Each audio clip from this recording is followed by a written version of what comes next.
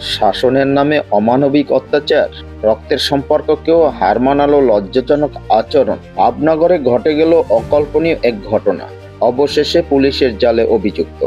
গুজরাটের ভাবনগরে এক চাঞ্চল্যকর ঘটনা ঘটেছে। পারিবারিক কলহের জেরে এক তরুণী অমানবিক ঘটনার শিকার হন। অভিযোগ অনুযায়ী তরুণীর ভাই বোনের প্রেমের কথা জানতে পেরে নৈতিকতার দোহাই দিয়ে তাকে মানসিক ও শারীরিকভাবে নির্যাতন করে।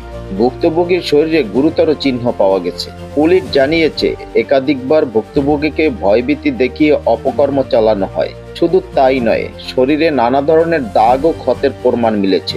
দীর্ঘদিন ধরে এই মানসিক চাপ সহ্য করার পর তরুণী সাহস সঞ্চয় করে পুলিশের হেল্পলাইনে যোগাযোগ করেন। খবর পাওয়া মাত্রই পুলিশ তৎপর হয়ে ওঠে এবং অভিযুক্তকে গ্রেপ্তার করে।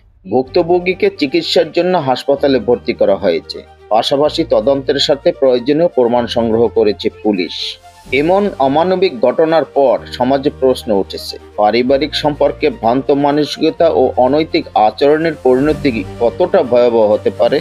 আইন শৃঙ্খলা বাহিনী জানিয়েছে, দোষীর কঠোর শাস্তি নিশ্চিত করা হবে। এই ঘটনা আমাদের মনে করিয়ে দেয়, পরিবারের ভেতরে হোক বা বাইরে, অন্যায় কখনো সহ্য করা উচিত নয়। শাসনের নামে নির্যাতন কখনো গ্রহণযোগ্য নয়।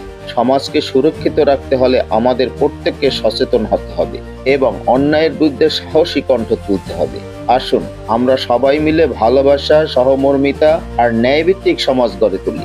দর্শক, ভিডিওটি ভালো লাগলে অবশ্যই লাইক দিন, কমেন্ট করে আপনার মতামত জানান আর শেয়ার করুন বন্ধুদের সাথে। আর নতুন নতুন ভিডিও পেতে হলে এখনই সাবস্ক্রাইব করুন আমাদের ইউটিউব চ্যানেল আলোর দীক্ষা এবং উহার পাশে থাকা বেল আইকনটি অন করুন। ফলো করুন আমাদের ফেসবুক পেজ। আপনার একটি লাইক, কমেন্ট ও শেয়ারই আমাদের অনুপ্রেরণা। আলোর দীক্ষার সঙ্গে থাকুন। ধন্যবাদ।